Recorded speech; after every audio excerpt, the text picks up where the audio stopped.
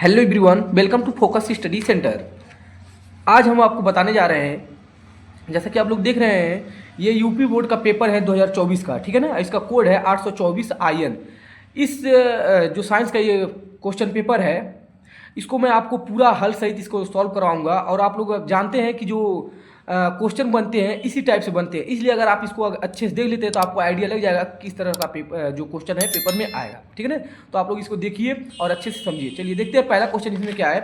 तो आप लोग देख सकते हैं यहाँ पर पहला क्वेश्चन ये वाला है। 10 सेंटीमीटर फोकस दूरी का एक उत्तल लेंस एक वस्तु के बराबर आकार का वास्तविक प्रतिबिंब बनाता है और वस्तु और प्रतिबिंब के बीच की दूरी होगी। तो देखिए, इसको मैं क्वेश्चन को साइड में रखता हूँ क्वेश्चन पे। अब मैं सारे क्वेश्चन को जो है एक बाय एक करके सॉल्व कराऊंगा। तो देख सकते हैं आप लोग, यहाँ पर कह रहा है 10 सेमी फोकस दूरी, तो 10 सेमी फोकस दूरी। और आगे पढ़ते हैं, कह रहा है एक उत्तल लेंस। तो उत्तल लेंस में जो फोकस दूरी होता है प्लस में होता है, इसलिए फोकस दूरी जो है हमने प्लस 10 सेंटीमीटर लिया। और कह रहा है एक वस्तु के बराबर आकार का प्रतिबिंब बनाता है। तो देखिए, जब बराबर आकार का प्रतिबिंब और वास्तविक प्रतिबिंब बनाएगा तो आवर्धन हमेशा m = -1 लेते हैं। ठीक है ना, वास्तविक जब बोलेगा तब। फिर बोलता है बनाता है वस्तु और इसके प्रतिबिंब के बीच की दूरी कितना होगी। तो देखिए कैसे सॉल्व करेंगे। यहाँ पर हमने पहले दे दिया फोकस दूरी और ये दे दिया। तो हम जानते हैं कि आवर्धन बराबर लेंस की बात किया, माइनस नहीं रहता है। m बराबर होता है v/u होता है। m का मान -1 हो गया, v/u होगा। क्रॉस मल्टीप्लाई कर देंगे, v का नाम v, u का गुणा इसमें कर देंगे तो -u हो जाएगा।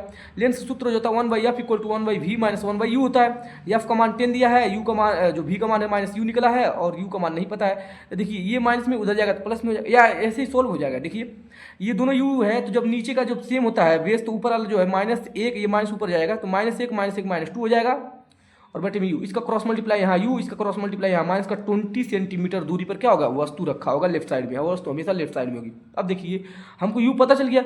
अब v अगर पता करना तो v बराबर -u होता है। तो इसका मतलब ये हुआ, जब यहाँ माइनस पहले से है, ठीक है ना, माइनस पहले से है, u का मान -20 है तो -20 माइनस क्या हो जाएगा प्लस। अब देखिए ये क्या है, मैं आपको बता दे रहा हूँ। ये आप यहाँ देख सकते हैं लेंस है, ठीक है, ये लेंस है और ये फोकस दूरी है, सॉरी मुख्य अक्ष है। और कह रहा है फोकस दूरी जो है ये मान लीजिए यहाँ पर 10 सेंटीमीटर की दूरी पर ये रखा हुआ है।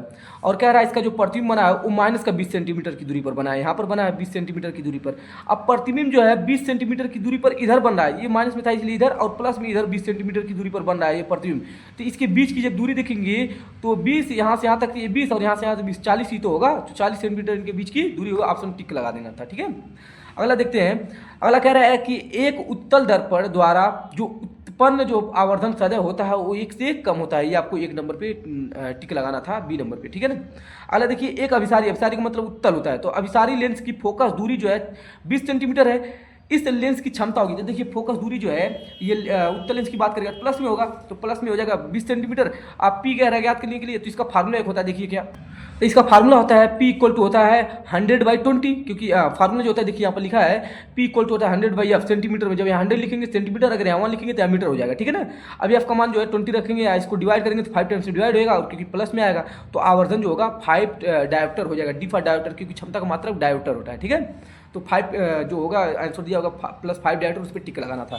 अगला देखिए, ये क्वेश्चन है कि जब एक श्वेत प्रकाश किरण किसी त्रिकोणीय कांच की प्रिज्म की सतह पर गिरती है तो यह प्रिज्म से निर्गत होने पर अलग अलग विचलन से विभिन्न रंगों में विभाजित हो जाती है। किस रंग के लिए विचलन कोण क्या होता है, विचलन कोण न्यूनतम होता है? तो लाल रंग के लिए। देखिए क्या होता है, यहाँ पर ये आपको त्रिकोणीय ये है, ठीक है ना, ये प्रिज्म है।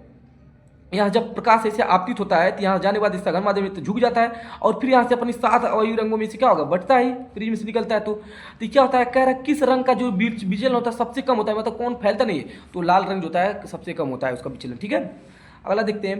कह रहा है किसी पदार्थ के यल लंबाई तथा एक परिच्छेद क्षेत्रफल के तार का प्रतिरोध जो 4 ओम है, इसी पदार्थ के अन्य तार की लंबाई 2l है तथा परिच्छेद क्षेत्रफल जो है a/2 है, तो उसका प्रतिरोध होगा। तो देखिए पहले क्या, फर्स्ट केस में इसने क्या कहा है, लंबाई l है और क्षेत्रफल a है। ठीक है ना। अब देखिए रो बराबर होता है, आर बराबर होता है रो l/a होता है। ठीक है ना, ये फार्मूला होता है प्रतिरोधकता की कंडीशन के लिए। तो आर का मान 4 दिया है तो 4 रख दिया, और यहाँ पर रो इसे रहेगा, l/a इसे रहेगा, समीकरण 1 हो गया। केस 2 में कहा था कि लंबाई 2l है और उसका क्षेत्रफल जो होगा हमने उसको a' मान लिया, और ये है a/2 है, आधा है उसका। तो देखिए क्या हुआ, आप वैसे ही सोचिए, ये जो है ये यल है, यल लंबाई, इसको जब दुगुना करेंगे, इसको खींच के दुगुना करेंगे तो उसका क्षेत्रफल जो होगा कम नहीं हो जाएगा, तो वही चीज़ यहाँ पर देखिए आधा हो गया। अब देखिए यहाँ पर आर, हमने यहाँ क्या करेंगे, इसका प्रतिरोध निकालेंगे तो r डैश, और रो यहाँ एल होता है, लेकिन यहाँ एल का मान है 2l, तो 2l अब बटे में इसका जो क्षेत्रफल है एरिया वो क्या हो जाएगा, बटे में a/2 हो जाएगा, क्योंकि रो का फार्मूला देखिए r बराबर होता है रो यल अपन ए, तो यहाँ लंबाई कितना था 2l, तो इसलिए 2l रखा, a का मान यहाँ a/2 है तो a/2 हो गया यहाँ पर, ठीक है। अब देखिए यहाँ पर ये 2 इसके साथ मल्टीप्लाई में चला जाएगा तो रो 4l अपन ए हो जाएगा। अब यहाँ ध्यान से देखिए, अगर क्या कर दें इस 4 को साइड में अगर यहाँ निकाल लें, देखिए समीकरण 1 से ये वाला इसे रहेगा, ये 4 की जगह साइड में निकाले तो रो एल अपन ए हो जाएगा, रो एल अपन ए। अब इसको ध्यान से देखिए रो अपन एल, तो यहाँ रो एल अपन ए ये जो है आखिर 4 के बराबर है, इसकी जगह हम 4 रख सकते हैं नहीं, तो यहाँ 4 रख देंगे तो 4 × 4 इनको कितना हो जाएगा, तो 16 ओम हो जाएगा। उसका जो दूसरा चालक होगा उसका प्रतिरोध कितना 60 ओम हो जाएगा, तो 16 पे टिक लगाना था, ठीक है। अगला देखते हैं, अगला है निम्नलिखित में कौन सी परिपथ में विद्युत शक्ति को नहीं प्रदर्शित करता। तो आपको मैं यहाँ दिखा दे रहा हूँ 6वां क्वेश्चन जो ऑब्जेक्टिव को पूछा था, तो यहाँ पर देखिए इसमें पूछा था क्या ये जो है विद्युत शक्ति है, तो ये वाला विद्युत शक्ति है, ये वाला विद्युत शक्ति है, ये वाला विद्युत शक्ति है, लेकिन यही वाला जो है विद्युत शक्ति नहीं, क्योंकि आई का स्क्वायर होता है आर करने, इसलिए यही क्या है सही आंसर है, मतलब भले ही गलत है लेकिन यही ऑप्शन क्या है सही, क्योंकि इसने बोला था कौन प्रदर्शित नहीं करता, ये वाला प्रदर्शित नहीं करता, तो यही ऑप्शन भी टिक लगाना था। चलिए नेक्स्ट क्वेश्चन देखते हैं। अगला क्वेश्चन है किसी धारावाही चालक के कारण उसमें r दूरी पर स्थित किसी बिंदु पर उत्पन्न चुंबकीय क्षेत्र क्या होता है, तो r के व्युत्क्रमानुपाती होता है। मतलब ये हुआ कि मान लीजिए यहाँ पर चुंबकीय क्षेत्र है, ठीक है ना, ये चुंबकीय क्षेत्र है और कह रहा है कि r दूरी पर स्थित है, तो r दूरी पर स्थित है, तो देखिए अब मैं आपको एक चीज़ बता दे रहा हूँ।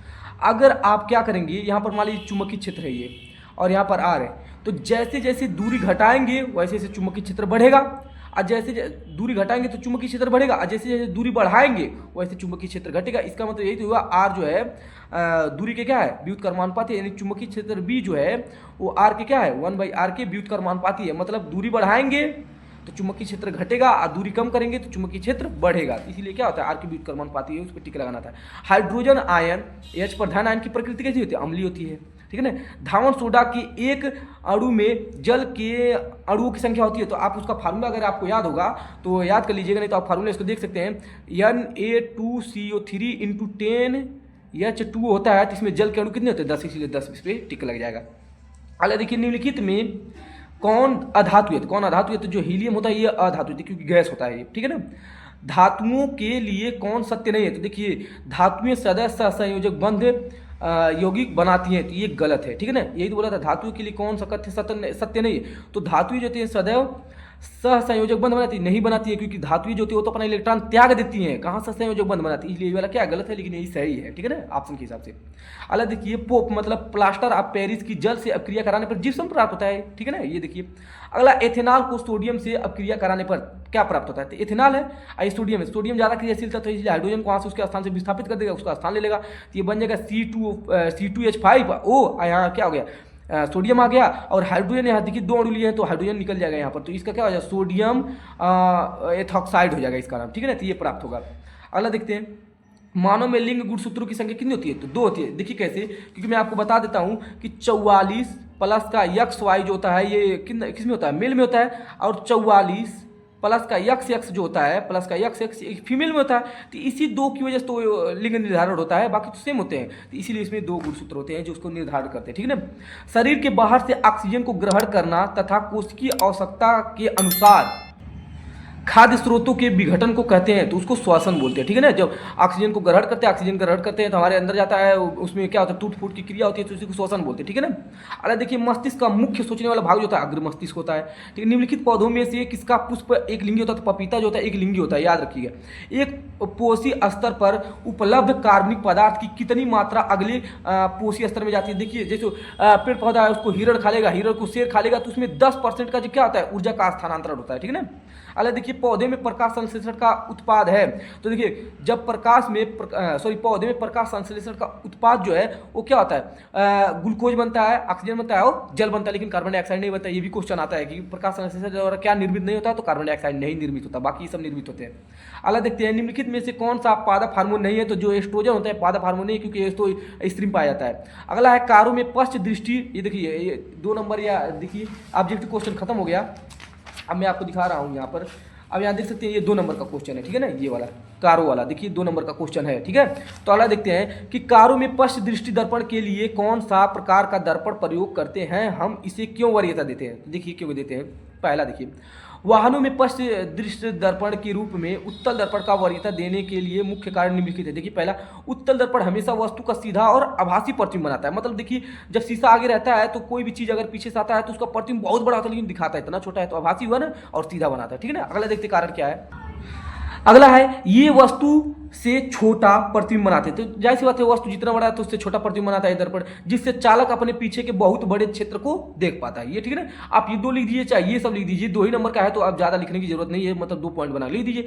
देखिए अगला है, इसकी दृष्टि क्षेत्र बहुत अधिक होती है। दृष्टि क्षेत्र क्या होती है, बहुत अधिक होती है, क्योंकि ये बाहर की ओर क्या होता है, वक्रित होता है। बाहर की ओर क्या होता है, वक्रित, मतलब ऐसे होता है, ठीक है ना। दृष्टि क्षेत्र इसका बहुत बड़ा होता है। यह सुविधा चालक को पीछे आने वाले अधिकांश यातायात को सुरक्षित रूप, ये रूप लिखा है, ठीक है ना, रूप से देखने में मदद करता है। इसलिए इतना आपको 2 ही ऑप्शन लिख देंगे तो भी, 2 ही पॉइंट लिख देंगे तो भी नंबर मिल जाएगा। अगला देखते हैं, कह रहा है एक 3 सेंटीमीटर ऊंचाई की वस्तु। तो ऊंचाई की वस्तु बोला है, तो वस्तु को क्या बोला जाता है, ऑब्जेक्ट ऑफ हाइट, ठीक है ना, यानी वस्तु की ऊंचाई 3 सेंटीमीटर। फिर आगे देखते हैं, अवतल दर्पण से 8 सेंटीमीटर की दूरी पर रखी, यानी वस्तु की दे दिया है, और अवतल दर्पण है तो वस्तु तो हमेशा माइनस में रहेगी, तो -8 सेंटीमीटर हो गया।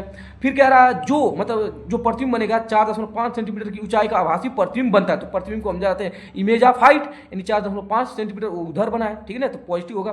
फिर कह रहा है कि प्रतिबिंब की स्थिति यानी भी ज्ञात करना है। फिर तथा कह रहा है फोकस की दूरी यानी एफ ज्ञात करना है। 2 चीज ज्ञात करना है। तो पहले देखिए, जब इमेज ऑफ हाइट और वस्तु ऑब्जेक्ट ऑफ हाइट दिया रहता है तो हमेशा आवर्धन लगता है। आवर्धन बराबर देखिए क्या होता है, आवर्धन बराबर होता है इमेज ऑफ हाइट, ठीक है ना, और बटे में ऑब्जेक्ट ऑफ हाइट, मतलब वस्तु नीचे रहती है, उसका वो हाइट और प्रतिबिंब का हाइट ऊपर रहता है। और क्योंकि आवर्धन बराबर माइनस भी अपन ही तो होता है, इसका मतलब जब ये इसके बराबर था, ये इसके बराबर, ये भी तो आपस में बराबर होंगे। तो यहाँ पर देखिए क्या करेंगे, इसका मान जो दिया था 4.5, इसका मान 3 दिया था, इसका मान नहीं पता है, और यू का मान -8 दिया था। ये माइनस तो प्लस हो गया, इसका क्रॉस यहाँ करेंगे 3 भी हो जाए, इसका क्रॉस यहाँ करेंगे तो 8 × 4.5 होगा। ये 3 इसको काट देगा 1.5 बार में, हो गया ना। और ये होता है 15 वाटे 120 होता है, तो 15 वाटे 20, एक अंक पे दशमलव था, एक अंक पे दशमलव का बस 20 ही तो आएगा। इसलिए भी बराबर कितना आ जाएगा, 12 सेंटीमीटर आएगा, और प्लस में आया इसलिए दर्पण के पीछे बनेगा, ठीक है ना। अगला देखते हैं, दर्पण सूत्र से अब क्या करेंगे, एफ ज्ञात करेंगे। तो दर्पण सूत्र से फार्मूला लगेगा। देखिए 1/f हमको ज्ञात करना है, भी का मान 12 निकला है अभी, और यू का मान कितना -8 था। दोनों कैल्सियम लेंगे तो देखिए प्लस माइनस माइनस हो जाएगा, दोनों कैल्सियम लेंगे 24, 12 से भाग 2 बार में, 2 1 2, इससे भाग 3 बार में, 3 1 3। तो देखिए 2 में से 3 घटेगा नहीं, 3 में से जब 2 जाएगा माइनस का 1 बचेगा, एफ एक एफ, और 24 1 24 माइनस उधर ट्रांसफर कर दिया, यानी 24 सेंटीमीटर की दूरी पर उसकी फोकस दूरी होगी, ठीक है। नेक्स्ट क्वेश्चन देखते हैं। अगला देखिए के लिए कह रहा है कि निकट दृष्टि दोष क्या होता है, इसके किरण आरेख द्वारा समझाइए, किस लेंस द्वारा यह दोष संशोधित किया जाता है। तो देखिए क्या करना है, पहले निकट दृष्टि दोष में अपने से बना बोलता हूँ। देखिए मान लीजिए कोई दृष्टि दोष है, कोई भी दृष्टि दोष हमको नहीं पता, लेकिन मैंने लिख दिया वह दृष्टि दोष, ये मान लीजिए आंख है और आंख में ये जो है ये मान लीजिए उसका लेंस है, तो हमने कह दिया वह दृष्टि दोष जिसमें वस्तु को निकट की वस्तु तो स्पष्ट दिखाई देती है, परंतु दूर की वस्तु स्पष्ट नहीं दिखा देती है, तो इस दोष को निकट दृष्टि दोष कहते हैं। अपने बना बोलना है, क्या बोलना है कि वह दृष्टि दोष जिसमें निकट की वस्तु तो स्पष्ट दिखाई देती है परंतु दूर की वस्तु स्पष्ट नहीं दिखा देती है, तो इस दोष को बोलते हैं निकट दृष्टि दोष। ऐसे परिभाषा बना के लिखना है। आगे देखिए नेत्र की दूर बिंदु जो होता है अनंत पर न होकर क्या होता है, कम दूरी पर आ जाता है। जो हम निकट दृष्टि दोष में क्या होता है, निकट की इसलिए दिखाई देती है क्योंकि कम दूरी पर जो होता है, जो अधिक दूरी पर होता है अनंत पर बनना चाहिए, वो अनंत पे न बनकर पास आ जाता है, इसलिए हमको क्या जाता है दूर की वस्तु स्पष्ट नहीं दिखाई देती। देखिए कैसे दोष क्या होता है, नेत्र लेंस की वक्रता बढ़ जाना। जो नेत्र लेंस होता है ना, उसमें नेत्र लेंस जो होता है वक्रता इसकी क्या हो जाती है, बढ़ जाती है। बढ़ जाने से फोकस दूरी क्या हो जाती है, कम हो जाती है। इसका वक्रता बढ़ जाने पर इसकी क्या होती है, फोकस दूरी क्या हो जाती है, कम हो जाती है, मतलब नजदीक आ जाती है। फिर दूसरा देखिए निकट दृष्टि दोष में प्रतिबिंब रेटिना पर न बन के आगे बन जाता है। रेटिना यहाँ पर होता है लेकिन प्रतिबिंब कहाँ बन जाता है, यही बन जाता है, ठीक है ना। देखिए कैसे अब निवारण कैसे करेंगे। तो निकट दृष्टि दोष का निवारण देखिए, निकट दृष्टि दोष के निवारण के लिए क्या करते हैं, अवतल लेंस का प्रयोग करते हैं। मैं इसका आपको ट्रिक बताता हूँ। देखिए ट्रिक कैसे याद रखेंगे कि कौन सा किस में यूज होता है। तो देखिए दूर, ठीक है ना, और एक होता है निकट, दूर और निकट। तो देखिए दूर में 2 वर्ड है, तो 2 के बाद उत्तल आता है, उत्तल दूर, दो के बाद 3 वर्ड आएंगे, 1 2 3, इसका मतलब 2 के बाद ये 3 आया, इसका मतलब दूर के लिए क्या करेंगे 3, यानी ये उत्तल लेंस। और ये निकट में 3 अक्षर है। इसके बाद अवतल में देखिए अवतल, अवतल में 4 अक्षर है, यानी निकट अवतल, यानी 3 के बाद 4 आता है, इसका मतलब इसके लिए अवतल लेंस का प्रयोग करेंगे। तो ऐसे ट्रिक है, आप याद करते हैं 2 3 3 4, ठीक है ना। तो यहाँ देखिए निकट दृष्टि दोष के लिए क्या करते हैं, अवतल लेंस का प्रयोग करते हैं। देखिए क्या करते हैं, ये हमारा क्या है, आई है, यहाँ पर नेत्र है। अब यहाँ देखिए नेत्र, ये क्या है, नेत्र है, और रेटिना हमारा आगे होता है। यहाँ पर देखिए क्या करेंगे, हम यहीं पर एक अवतल लेंस लगा देंगे, अवतल लेंस। तो अवतल लेंस क्या करता है, आने वाली किरणों को क्या करता है, फैलाता है। तो फैलाया है, देखिए फैलाया है। अब फैलाने के बाद ये जाता है तो हमारे लेंस पे उत्तल लेंस की बात व्यवहार करता है ये हमारा लेंस, ठीक है ना। ये भी क्वेश्चन पूछता है कि हमारा जो आंख है वो किस लेंस की बात व्यवहार करता है, उत्तल लेंस की। तो ये फिर क्या करता है, जब यहाँ फैल कर जाएगा हमारे लेंस पे पड़ेगा तो ये क्या करता है, ये तो सिकुड़ाता है किरण को, फिर ये सिकुड़ाएगा तो ये जाकर कहाँ फैला देगा, वहीं रेटिना पर बना देगा। पहले क्या कुछ नहीं लगा था तो ये यहीं पर बना देता, लेकिन ये क्या किया, थोड़ा पहले फैलाया, और जब फैलाने के बाद ये अब सिकुड़ेगा तो एकदम जाकर उसी पॉइंट पर बन जाएगा, ठीक है ना। इसीलिए क्या होगा, इसके निवारण के लिए हम क्या लिखते हैं, अवतल लेंस का प्रयोग करते हैं, ठीक है। नेक्स्ट क्वेश्चन देखते हैं। देखिए ये क्वेश्चन जो ऑब्जेक्टिव भी पूछ सकता है और वैसे भी पूछ सकता है, ठीक है ना। तो आप देख सकते हैं, स्वच्छ आकाश का रंग नीला क्यों प्रतीत होता है, व्याख्या कीजिए। तो देखिए स्वच्छ आकाश का नीला, देखिए जब प्रकाश क्या होता है, आता है, आने के बाद यहाँ वायुमंडल में छोटे छोटे कण होते हैं, तो छोटे छोटे कण से क्या करता है, टकराता है, टकराने के बाद इस प्रकाश का प्रकीर्णन हो जाता है, मतलब फैलना, प्रकीर्णन के मतलब फैल जाता है। फैलने के बाद क्या होता है कि इसमें जो होता है लाल रंग जो होता है या अन्य रंग जो होते हैं उनका जो होता है प्रकीर्णन बहुत कम होता है, लेकिन नीले रंग का प्रकीर्णन होता है बहुत ज्यादा होता है, मतलब बहुत ज्यादा वो फैलता है। इसी वजह से आकाश क्या होता है, नीला दिखाई देता है। तो देखिए क्या लिखा गया है, प्रकाश के प्रकीर्णन के कारण आकाश का रंग नीला प्रतीत होता है। सूर्य का प्रकाश जब वायुमंडल में प्रवेश करता है तब प्रकाश का प्रकीर्णन होता है, मतलब वो छोटे छोटे कण क्या होता है, टकरा जाता है, प्रकीर्णन होता है। लाल रंग का प्रकीर्णन सबसे कम और नीले रंग का प्रकीर्णन सबसे अधिक होता है। रंग के प्रकीर्णन में नीले रंग का अधिकता होती है, इसलिए आकाश का रंग क्या होता है, नीला दिखाई देता है, इसकी अधिकता होती है इसलिए, ठीक है ना। तो और आगे देखिए अगला है, एक समान चुंबकीय क्षेत्र में धारावाही चालक पर बल किन किन बातों पर निर्भर करता है, इस बल की दिशा ज्ञात करने के नियम भी लिखिए। तो चलिए देखते हैं कितने नंबर का क्वेश्चन है, पहले ये देख लेते हैं। तो यहाँ पर देख सकते हैं, ये यहाँ पर देखिए ये 2 नंबर का क्वेश्चन है, और 2 नंबर का क्वेश्चन है लेकिन पूछा इतना बड़ा है। तो चलिए देखते हैं क्या करता है। पहले देखिए, एक समान चुंबकीय क्षेत्र में धारावाही चालक पर लगने वाला जो बल होता है निम्नलिखित बातों पर निर्भर करता है। पहला, चालक में प्रवाहित धारा, चालक में प्रवाहित धारा जो होता है ना, वो कह रहा विद्युत धारा बदलने पर बल की दिशा बदल देती है। मतलब ये होता है, ये धारा के समानुपाती होता है। जो बल होता है ना, बल ही तो बात किया है, तो बल जो देखिए क्या होता है, लिखेंगे जो बल होता है वो धारा के समानुपाती होता है, पहला कंडीशन समानुपाती, ठीक है ना। दूसरा देखिए क्या लिखेंगे, चालक में आरोपित बल, मतलब ये हमेशा ये लाइन लिखना है, चालक में आरोपित बल धारा के समानुपाती होता है। चालक में आरोपित बल जो होता है चुंबकीय क्षेत्र के समानुपाती होता है। चालक में आरोपित बल जो होता है वो तार की लंबाई पर विद्युत समानुपाती होता है। चालक में आरोपित बल चुंबकीय क्षेत्र तथा धारा की दिशा के बीच के कोण के निर्भर करता है। तो देखिए क्या हुआ, जब एक बार बोला है कि बल जो है ये बल जो होता है धारा के समानुपाती, बल जो होता है चुंबकीय क्षेत्र के समानुपाती, बल जो होता है लंबाई के समानुपाती, बल जो होता है उन दोनों के बीच के बनेगा साइन थीटा के कोण के समानुपाती। ये वाला लेफ्ट साइड जो बराबर है तो ऐसे लिख देंगे। समानुपाती निशान आता है, एक कांस्टेंट आता है, उस कांस्टेंट को हम अगर एक मान रख दें तो हट जाएगा, तो ये बन जाएगा bill, BIL, bill sine theta, ऐसे याद कर सकते हैं। तो ये वाला जो होता है इसके प्रभावित करने वाले कारक हैं, ठीक है ना। अगला देखते हैं। अगला जो कह रहा है, बल की दिशा ज्ञात करने के लिए फ्लेमिंग के वाम हस्त नियम का प्रयोग करते हैं, मतलब बाएं हाथ का नियम ये वाला प्रयोग करते हैं। देखिए कैसे, यदि हम अपने बाएं हाथ के अंगूठे, बाएं हाथ का अंगूठा, तर्जनी और मध्यिका को इस प्रकार फैलाएं कि तीनों परस्पर क्या एक दूसरे के लंबवत हो, ये तीनों क्या होने चाहिए, एक दूसरे के लंबवत हो, तो बोला जाएगा कि एक दूसरे के लंबवत फैलाएं। और तर्जनी जो है ना, वो तर्जनी जो चुंबकीय क्षेत्र की दिशा को प्रदर्शित करेगी, ठीक है ना। चुंबकीय क्षेत्र क्या हो गया, तर्जनी जो चुंबकीय क्षेत्र की दिशा को प्रदर्शित करे, और मध्यिका जो है धारा की दिशा को प्रदर्शित करे, ये वाला, तो जो ये वाला अंगूठा होगा वो बल की दिशा को प्रदर्शित करेगा। आप लोग ठीक है ना, इसको याद कर लीजिएगा, इसमें चित्र बनाने की कोई आवश्यकता नहीं है, ठीक है। अगला क्वेश्चन देखते हैं। विशिष्ट प्रतिरोध का मात्रक क्या होता है, एक 25 ओम का प्रतिरोधक 12 वोल्ट की एक बैटरी से जुड़ा है तो प्रति मिनट जूल में उत्पन्न उष्मा की ऊर्जा की गणना कीजिए। देखिए क्या करेंगे, विशिष्ट प्रतिरोध का एसआई मात्रक जो होता है ना, ये पहले मात्रक पूछा था। देखिए विशिष्ट प्रतिरोध का एसआई मात्रक जो होता है ओम मीटर होता है, पहला ये हो गया कंप्लीट। अब देखिए क्या क्या दिया है, तो ये ओम लगा है, इसका मतलब आर का मान दिया है, ये भी लगा है मतलब भी का मान दिया है, और उष्मा हमसे पूछा है। देखिए क्या उष्मा ऊर्जा का पूछा है, तो हम क्या लिखते हैं, उष्मा ऊर्जा का फार्मूला आपको याद रखना पड़ेगा, I² RT होता है। तो आई का, और देखिए समय जो दिया था प्रति मिनट दिया था, तो प्रति मिनट मतलब 1 मिनट, 1 मिनट में 60 सेकंड होते हैं। तो देखिए यहाँ पर हमको ये पूरा निकाल के रख दिया। लिखिए फार्मूला होता है IRT, तो आर हमको पता चल गया है, RT हमको पता चल गया, आई नहीं पता है, तो आई फार्मूले से निकालेंगे, आई बराबर होता है V/R। तो फार्मूला याद रखिएगा, तभी आप पता कर पाएंगे कि कैसे स्टेप बाई स्टेप जाना है। तो आई बराबर होता है V/R, V का मान 12 और R का मान 25। इससे जब इसमें भाग देंगे तो 0.48 एम्पियर आ जाएगा धारा, ठीक है ना, भाग देके देख लीजिएगा, ठीक है।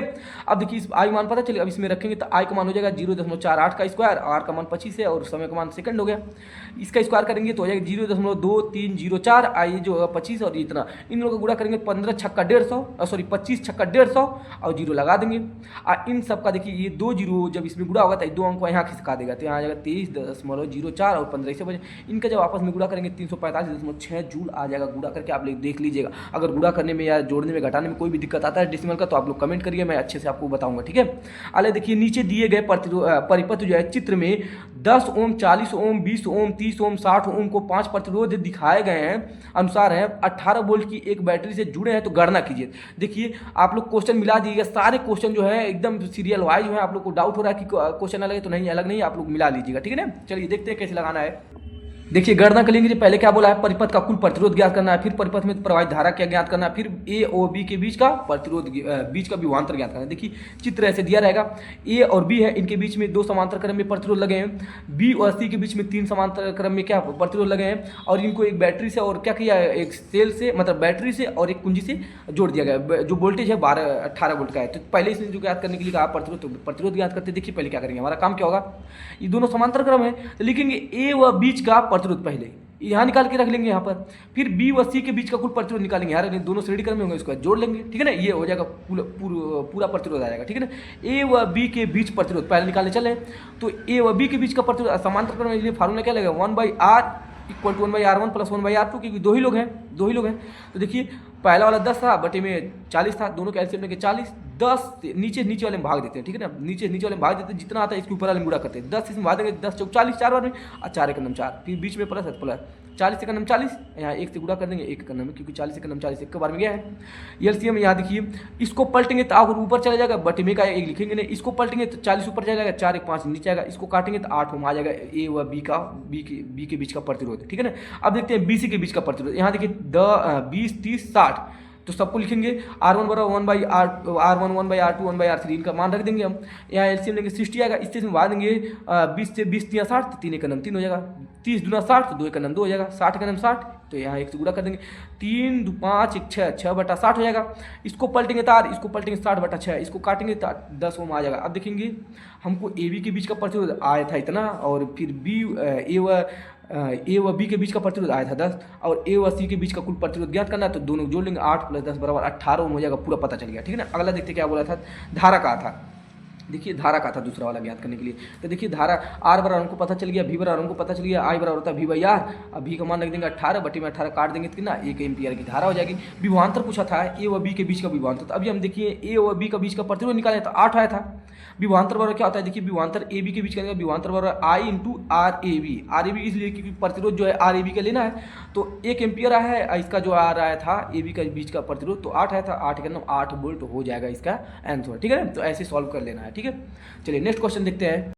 अगला क्वेश्चन है कि एक धारावाही वृत्ताकार लूप के कारण उत्पन्न चुंबकीय क्षेत्र बल रेखाओं का पैटर्न बनाइए। तो देखिए आपको क्या करना है, पहले आपको स्केल लेकर आपको कोई भी ऐसे कोई मार्क लगा लेना है, और उसके बाद यहाँ क्या करना है, 3 सर्कल एकदम सीधाई पर इधर भी इतना बड़ा और इतना बड़ा लगा देना है, ठीक है। और अगला क्या करना है, यहाँ केंद्र इसको आधा ज़्यादा दूरी मान के यहाँ पर एक चाप लगाएंगे, फिर वही चाप इधर लगाएंगे, फिर यहाँ पर वही चाप इधर लगाएंगे, फिर इधर लगाएंगे, जहाँ काटेगा उन दोनों को मिला देंगे, ठीक है ना। उसके बाद क्या करेंगे, इसी पर सर्कल रख कंपास को रख के ऐसे क्या करेंगे, ये मतलब हम लोग ये जो चुंबकीय क्षेत्र रेखाएं दिख रही है उसको बना देंगे इधर से यहाँ तक, और उसके बाद क्या करेंगे, इधर से भी यहाँ से मिला देंगे, ठीक है ना। और यहाँ से 2 ऐसे निकाल देंगे, 2 तार, यहाँ पर एक प्लस से और एक माइनस से जोड़ देंगे, और यहाँ नॉर्थ और साउथ लिख देंगे, तो आपको यहाँ पर ये ऐसे मतलब ये जितने नंबर का रहेगा आपको मिल जाएगा। तो आपको ऐसे बना देना, अगर नहीं बनाने आएगा तो मैं फिर आप कमेंट करिएगा, मैं इसको बना कर दिखाऊंगा कैसे बनेगा, ठीक है। अगला देखिए, विद्युत चुम्बक क्या होता है, इसके 2 उपयोग लिखिए। तो देखिए विद्युत चुम्बक के बारे में आपको बता दूं, मान लीजिए कोई एक नर्म लोहा है, अब नर्म लोहे पर हम क्या कर दें, उस पर क्या कर दें, कोई तार लपेट दें, तार लपेटने के बाद क्या कर दें, उसमें हम धारा प्रवाहित करें, तो धारा प्रवाहित करने के बाद वो जो लोहा होगा वो चुंबक की भांति व्यवहार करने लगा, इसीलिए उसको बोला जाता है विद्युत चुंबक, यानी विद्युत जब प्रवाहित किए तब चुंबक की भांति व्यवहार किया, इसलिए विद्युत चुंबक होता है। देखिए जब किसी नर्म लोहे या घोड़े के नाल के आकार पर विद्युत रोधी पदार्थ को लपेट कर एक उसमें धारा प्रवाहित करते हैं, तो यह एक चुंबक की भांति व्यवहार करने लगता है, जिसे हम विद्युत चुंबक कहते हैं, ठीक है ना। अगला देखिए, इसका उपयोग पूछा था, तो इसका उपयोग जो होता है बिजली की घंटी और रिले जैसे विद्युत उपकरणों में किया जाता है। ठीक है ना, विद्युत जो देखते हैं ना, जब कहीं घर जाते हैं तो वहाँ पर बटन दिया रहता है स्विच, उसको दबाते हैं तो ट्रेन ट्रेन की आवाज़ आती है, तो वही है। ठीक है, अगला है जो क्रेन होता है ना, बहुत लंबा सा उसका निकला रहता है उठाने वाला, बड़े बड़े चीज़ों को उठाने के लिए। तो वही बोला है, क्रेन में भारी वस्तुओं जैसे लोहे के बड़े द्रव्यमान या गार्डरों को उठाने और ले जाने के लिए किया जाता है। ठीक है ना, तो ये इतना आपको लिख देना है। ठीक है, आगे देखते हैं। अगला क्वेश्चन है, विद्युत चुंबक एक अस्थायी चुंबक से कैसे भिन्न है। तो देखिए, विद्युत चुंबक अस्थायी चुंबक से कैसे भिन्न है। तो देखिए, यहाँ पहला कारण लिख देना है, विद्युत चुंबक नर्म लोहे की बनी होती है, जबकि अस्थायी चुंबक स्टील की बनी होती है। पहला अंतर हो गया। ठीक है ना, भिन्न हो गया। दूसरा बोल सकते हैं कि विद्युत चुंबक को आसानी से विचुंबकित किया जा सकता है। ठीक है ना, जो विद्युत चुंबक होता है उसको आसानी से चुंबकीय गुण और अनचुंबकीय में बदल सकते हैं, और ये जो होता है, जबकि अस्थायी चुंबक को बहुत कठिनाई से चुंबकित और विचुंबकित किया जाता है। ठीक है ना, तो ये आपको डिफरेंस बता देना इसमें, अगर पूछेगा तब कैसे भिन्न है। तो अगला देखिए, विद्युत रासायनिक श्रेणी के किन्हीं दो गुणों को उल्लेख कीजिए। तो उल्लेख करने के लिए इसने कहा। ठीक है ना, तो पहले हम देख लीजिए, धातुओं का सापेक्ष क्रियाशीलता का निर्धारण, पहला ये है और इसका उल्लेख भी करना है। ठीक है ना, ये पहला उसका गुण है और इसका उल्लेख करना है। देखिए, श्रेणी में ऊपर स्थित धातुएं नीचे स्थित धातुओं की तुलना में क्या होती है, अधिक क्रियाशील होती है। मतलब जो ऊपर रखी रहती है वो ज़्यादा क्रियाशील होती है, और जो नीचे रहती है वो कम क्रियाशील होती है। ठीक है ना, वे नीचे वाली धातुओं को उनके लवण विलयन से क्या करते हैं, विस्थापन कर देते हैं। जब वहाँ आपको विस्थापन क्रिया के बारे में बताया था, तो हमें बताया था इसमें जो अधिक क्रियाशील तत्व ऊपर वाले होते हैं वो कम क्रियाशील तत्व को उसके स्थान से विस्थापित कर देते हैं। ठीक है, दूसरा देखते हैं, प्रबल आक्सीकारक और अपचायक की पहचान। तो देखिए, इसमें उसका भी उल्लेख करना है। जब श्रेणी में क्या कहते हैं, ऊपर से नीचे जाते हैं। ठीक है ना, ऊपर से नीचे जाने पर तत्वों की अपचायक क्षमता जो होती है ना वो घटती है। जो तत्व होते हैं उनकी अपचायक क्षमता क्या होती है, घटती है। सबसे ऊपर वाले तत्व प्रबल अपचायक होते हैं और सबसे नीचे वाले तत्व जो होते हैं वो प्रबल आक्सीकारक होते हैं। ठीक है ना, इतना आपको उसके बारे में लिख देना है। अगला देखिए, सोडियम परमाणु तथा क्लोरीन परमाणु के संयोग से Na पर प्लस और Cl पर माइनस का बनना समझाइए। तो इसको कैसे बनता है ये बनना समझाना। देखिए, NaCl का निर्माण सोडियम परमाणु द्वारा एक इलेक्ट्रॉन का त्याग कर धनायन बनाते हैं। मतलब ये सोडियम होता है, ये अपना एक इलेक्ट्रॉन निकालता है, तब इस पर धन आयन आते हैं।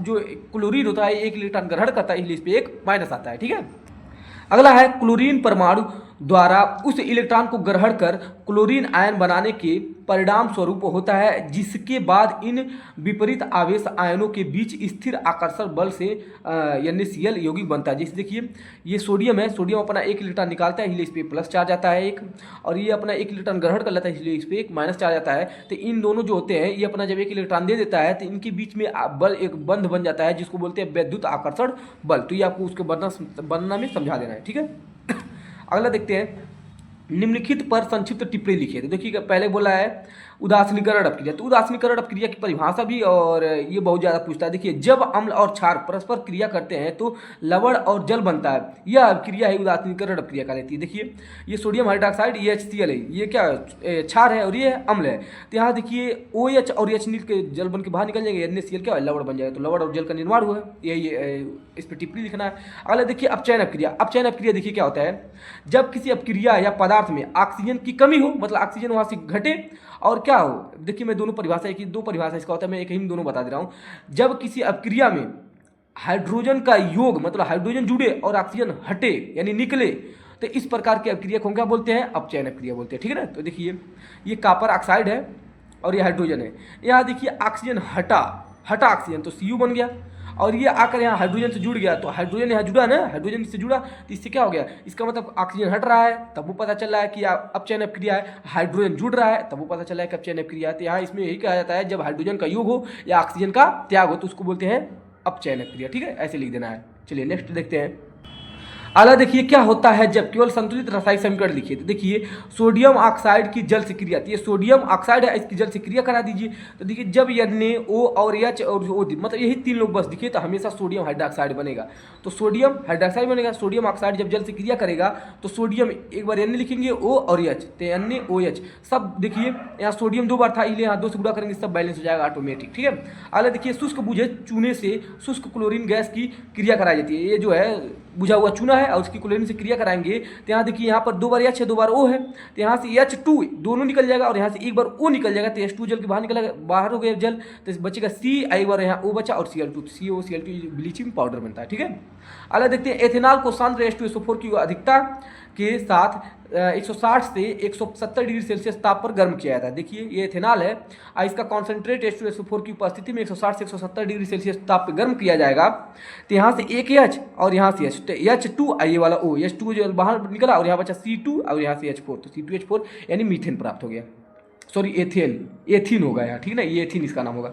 अलग देखते हैं, एथेनोइक अम्ल को सोडियम बाइकार्बोनेट से क्रिया कराई जाती है। तो एथेनोइक अम्ल है और ये सोडियम बाइकार्बोनेट है। इसकी जब क्रिया कराएंगे तो आपको मैं बताया हूँ कि यहाँ सोडियम जो कम क्रियाशील है, हाइड्रोजन कम क्रियाशील होता है और सोडियम ज़्यादा क्रियाशील होता है। तो ये इसको स्थान से विस्थापित कर देते हैं, यहाँ आकर सोडियम जुड़ जाएगा। तो ये देखिए CH3COO यहाँ आ गया सोडियम और ये H यहाँ आकर जुड़ जाएगा, तो H2CO3 हो जाएगा। तो ये जो होता है H2CO3 जो प्राप्त होगा वो हमें ऐसे लिखा जाता है H2CO3, क्योंकि वो अस्थायी होता है फिर वो टूट जाता है।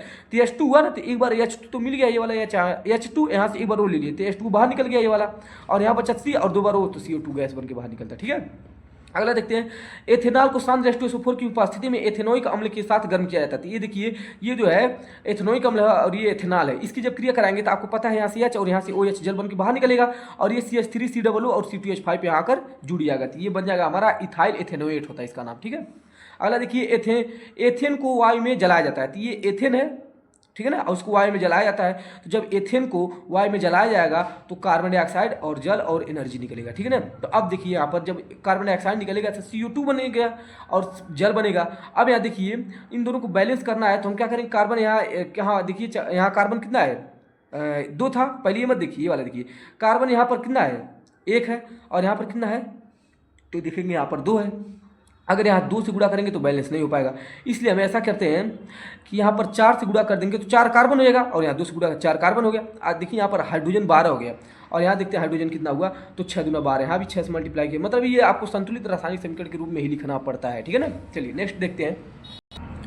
अगला है बिलियन के pH मान पर संक्षिप्त टिप्पणी लिखिए। देखिए pH मान किसी बिलियन में H प्रधान आयनों की सांद्रता को मापने की पैमाना होता है। ठीक है ना, यह 0 से 14 तक होता है। ठीक है ना, ये जो होता है अम्ल को जो H आयन की सांद्रता को मापने का क्या होता है, एक पैमाना होता है जो 0 से 14 तक होता है। यदि देखिए 7 से कम होता है, यदि उसका pH मान जो है 7 से कम होता है तो अम्लीय होगा बिलियन, और यदि उसका जो होगा बिलियन का मान जो होगा अगर वो 7 के बराबर होगा pH मान उसका तो उसको उदासीन बोलते हैं। यदि उसका मान अगर 7 से ज़्यादा हो गया तो उसको बोलते हैं क्षारीय। यह मान जो होता है बिलियन की अम्लता या क्षारीयता की तीव्रता को निर्धारित करता है। ये आपको इसके बारे में टिप्पणी लिख देना है संक्षिप्त। ठीक है, अगला देखिए, अगला है असंतृप्त हाइड्रोकार्बन पर संक्षिप्त टिप्पणी लिखिए। तो देखिए असंतृप्त हाइड्रोकार्बन क्या होते हैं, तो असंतृप्त हाइड्रोकार्बन वे कार्बन होते हैं जिनमें कम से कम एक कार्बन में द्विबंध या त्रिबंध पाया जाता है। ठीक है ना, देखिए एग्जाम्पल देखिए, ये देखिए कोई यौगिक है, इस तो देखिए ये 2 नंबर पे जुड़ा है, तो ठीक है ना, तो यहाँ पर देखिए कितने कार्बन है, 1 2 3 4 कार्बन के लिए ब्यूट होता है और 2 नंबर पे आयन जुड़ा है, मतलब ट्रिपल बॉन्ड या 2 आयन हो जाएगा। यहाँ पर देखिए इधर से जुड़ेंगे तभी काउंट करेंगे तो भी 2 नंबर पे जुटेगा, इधर से भी 1 2 तभी इधर से होगा, तो इधर से भी नंबरिंग कर सकते हैं। तो 1 2 3 3 कार्बन है, प्रोपेन सब में सिंगल बॉन्ड है, इसलिए प्रोपेन यहाँ लास्ट में ही रहता है, ये हटाकर 2 नंबर पर और जुड़ा है 2 ऑल हो जाएगा। चलिए नेक्स्ट क्वेश्चन देखते हैं।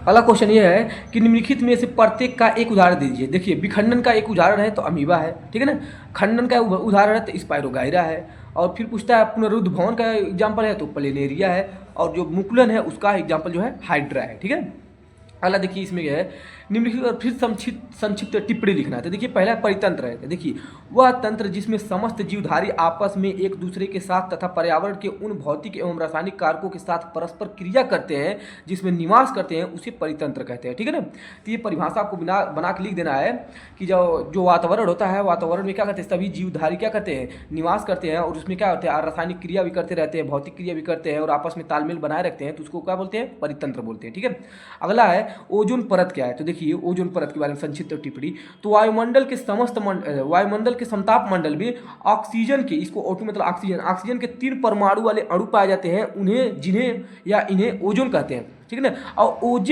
ऑक्सीजन के 3 परमाणु वाले अणु मिलकर एक परत बना लेते हैं। जब 3 ठो मिलेंगे ना इसके O3, तो 3 परमाणु बन जाते, तो परत बना लेते हैं, जिसे हम क्या बोलते हैं, ओजोन परत बोलते हैं। तो इस पर टिप्पणी लिख देना है। ठीक है, अगला देखिए क्वेश्चन बहुत ही इंपॉर्टेंट है, बहुत बार पूछा जाता है, और मैंने आपको बार बार बता रहा हूँ कि मानव के मादा जनन तंत्र और कह रहा है नामांकित चित्र बताइए और इसका संक्षिप्त टिप्पणी लिखिए। ये 2022 का पेपर देखिएगा, उसमें क्वेश्चन नंबर 32 जो है ना, उसमें आपको मैं करा चुका हूँ। ठीक है ना, तो वहाँ से देख लीजिएगा। अगला देखिए, कह रहा है मानव के वृक्क की संरचना का संक्षेप में वर्णन एवं उसके कार्य का उल्लेख कीजिए। तो देखिए ये जो है उसके बारे में इतना ये वर्णन है और उसके कार्य का उल्लेख है, ठीक है ना। तो ये जो है पहला आंसर है। मैं आपको इसका दूसरा आंसर भी दिखाऊंगा, जो आपको पसंद आएगा वो देख लीजिएगा, ठीक है ना। तो ये मानव का वृक्क भी यहाँ देख सकते हैं, ये मानव का वृक्क जो है, ठीक है ना। यहाँ पर देखिए वृक्क धमनी की ये क्या बोलते हैं, शाखा बोलते हैं। ये देखिए वृक्क शिरा का शाखा है। यहाँ देख सकते हैं वृक्क की धमनी है, यहाँ पर देखिए ऐसे ऐसे जा रहा है, ठीक है ना। और देखिए फिर यहाँ पर ये जो है इसको बोला जाता है बोमन संपुटक बोला जाता है। और ये वाला जो पीला वाला भाग दे रहा है इसको विक्राणु का नलिका भाग बोला जाता है, ठीक है ना। और ये वाला जो दिख रहा है इसको बोला जाता है संग्राहक वाहिनी, ठीक है ना। तो ये आपको देख सकते हैं, लेकिन मैं इसका दूसरा भी आंसर दिखा रहा हूँ, देखिए। तो आप यहाँ देख सकते हैं ये है मनुष्य की किडनी का चित्र बनाना, ठीक है ना, वृक्क या किडनी, ठीक है। तो देखिए यहाँ पर ये आप देख सकते हैं, यहाँ पर ये चित्र अगर बनाने के लिए आ गया तो आपको बनाना भी पड़ेगा इसे, ठीक है ना। तो आप इसको ध्यान से देख लीजिए। ये वाला जो है ऊपर वाला भाग इसको वृक्क की धमनी बोलते हैं, नीचे वाला जो भाग वृक्क की शिरा बोल रहे हैं, ठीक है। और यहाँ पर ये वाला जो देखिए भाग आया इसको बोलते हैं मूत्रवाहिनी बोला जाता है। और यहाँ पर ये जो खाली भाग ये वाला दिख रहा है उतना बड़ा, उसको बोलते हैं पेनवी से बोला जाता है, ठीक है ना। और ये वाला भाग है जो इसको बोला जाता है कैलिक्स बोला जाता है, कैलिक्स, ये ल है, ठीक है ना, कैलिक्स बोला जाता है इसको। मैं लिख दे रहा हूँ यहाँ कैलिक्स, ये कैलिक्स है, ठीक है। और ये जो है पिरामिड, इसको बोला जाता है पिरामिड। और ये जो है संग्राहक नलिका है। और यहाँ पर दिख रहे हैं ये वाला जो भाग होता है काला वाला, इसको बोलते हैं मध्यांश बोला जाता है। और ये है वलकुट बोला जाता है इसको, ठीक है ना। इस खाली स्थान को यहाँ वलकुट बोला जाता है। ये जो बाहर की परत है इसको बोला जाता है विक्रामण आवरण बोला जाता है, ठीक है ना। तो ये इतना चित्र आपको बना देना है।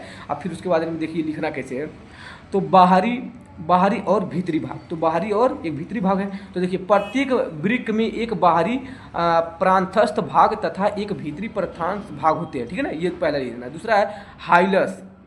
हाइलस देखिए क्या है, ये भीतरी अवतल दर्पण पर एक खांच होती है, ठीक है ना। भीतरी अवतल दर्पण, देखिए अवतल दर्पण की तरह बना है नहीं, इसकी खांच होती है जिसमें जिसे हाइलस कहते हैं, जहां से रक्त वाहिनियां प्रवेश करती हैं और मूत्रवाहिनियां बाहर निकलती है, ठीक है ना। तो यहाँ पर देख सकते हैं ये वाला जो है मूत्रवाहिनियां है, ठीक है ना, इसको बोला जाता है। और यहाँ से देखिए ये जो है सिरा यहाँ से क्या होगा, यहाँ से जाएगा और यहाँ से धमनी जो है यहाँ से फिर निकलेगा, तो इसको बोला जाएगा। फिर देखिए नेफ्रॉन क्या होता है, प्रत्येक वृक्क में लाखों सूक्ष्म कुंडलित नलिकाएं पाई जाती हैं जिन्हें नेफ्रॉन या वृक्क नलिकाएं कहते हैं। नेफ्रॉन वृक्क की संरचनात्मक एवं क्रियात्मक इकाई है, मतलब वो नेफ्रॉन से क्या वृक्क बना है, ठीक है। अब इसका कार्य देख लीजिए। कार्य इसका ये है, वृक्क उत्सर्जन, पहले वृक्क रक्त में अपशिष्ट पदार्थों जैसे यूरिया, यूरिक अम्ल और अतिरिक्त जल को छानकर मूत्र बनाते हैं, ठीक है ना। अगला देखिए जल संतुलन, ये शरीर में जल और इलेक्ट्रोलाइट्स का संतुलन बनाए रखते हैं, ठीक है ना, ये दूसरा लिख देना। तीसरा देखिए प्रासरणी दाब का पीएच नियंत्रण, देखिए ये शरीर के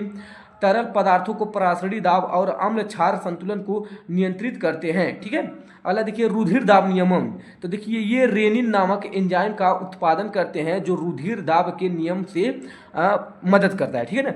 ये कर देना है आपको, पूरे नंबर मिल जाएंगे जितने नंबर का ये आएगा क्वेश्चन में, ठीक है ना। अगला देखिए निम्नलिखित पर फिर संक्षिप्त टिप्पणी लिखने को आ गया। देखिए ये जो है पौधों में पहला गुरुत्वानुवर्तन क्या होता है, देखिए पौधों के किसी भाग का पृथ्वी के गुरुत्व की ओर या उसके विपरीत गति करना गुरुत्वानुवर्तन कहलाता है, ठीक है ना। देखिए तना जो होता है ऊपर की ओर तथा जड़ जो होता है नीचे की ओर वृद्धि करता है। चलिए इसका चित्र भी दिखाते हैं। तो आप यहाँ देख सकते हैं ये जो है इसका तना है और ये जो है इसका जड़ है। तो ये जब ये प्रकाश की ओर भागता है जिसको प्रकाशानुवर्तन बोलते हैं और इसको गुरुत्वानुवर्तन बोलते हैं, ठीक है ना। तो ये पेड़ पौधों के जड़ में गुरुत्वानुवर्तन होता है, ठीक है ना। तो ये आपको लिखना है संक्षिप्त टिप्पणी में। अगला देखिए पूछा है मनुष्य में वृद्धि हार्मोन, तो देखिए वृद्धि हार्मोन, वृद्धि को क्या बोलते हैं, हार्मोन, वृद्धि हार्मोन जो होता है ना वो ग्रोथ हार्मोन भी बोला जाता है इसको।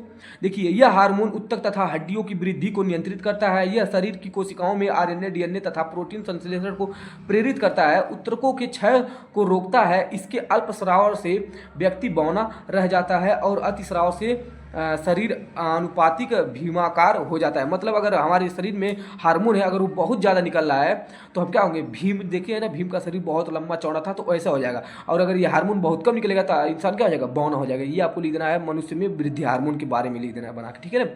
अलग देखिए विषम पोषी पोषण पे संक्षिप्त टिप्पणी क्या होता है। विषम पोषी पोषण जो होता है पद्धति एक प्रकार का पोषण है जिसमें जानवर अपना भोजन बाहरी स्रोतों से प्राप्त करते हैं जबकि स्वपोषी जीव प्रकाश संश्लेषण द्वारा अपना भोजन प्राप्त करते हैं। तो जानते हैं विषम पोषी में जैसे मनुष्य भी आते हैं, ये लोग अपना भोजन स्वयं बनाते हैं और स्वपोषी अपना भोजन ये विषम पोषी अपना भोजन दूसरों पर निर्भर रहते तब बनता है, और स्वपोषी जो होता है ये अपना भोजन स्वयं बनाते हैं प्रकाश की उपस्थिति में, ठीक है ना। देखिए, जानवर अपना भोजन स्वयं नहीं बना सकते, इसलिए वो अपनी पोषण संबंधी आवश्यकताओं के लिए अन्य जीवों पर निर्भर रहते हैं। मतलब उनको मार के खा लेते हैं, ठीक है ना, तो ऐसे निर्भर रहते हैं। तो ये था इस चैप्टर का लास्ट क्वेश्चन था। और अब मैं पूरा वीडियो जो है जितने भी 2022 से लेकर 2025 तक के जितने भी क्वेश्चन पेपर हैं यूपी बोर्ड के, मैंने सब सॉल्यूशन उसका करके यूट्यूब पे डाल दिया। अगर आप लोग उतना ही देख लेते तो आपको पूरा क्वेश्चन जो है समझ में आ जाएगा और अच्छे से आपका पेपर हो जाएगा। तो बस इतना ही। जय हिंद, जय भारत।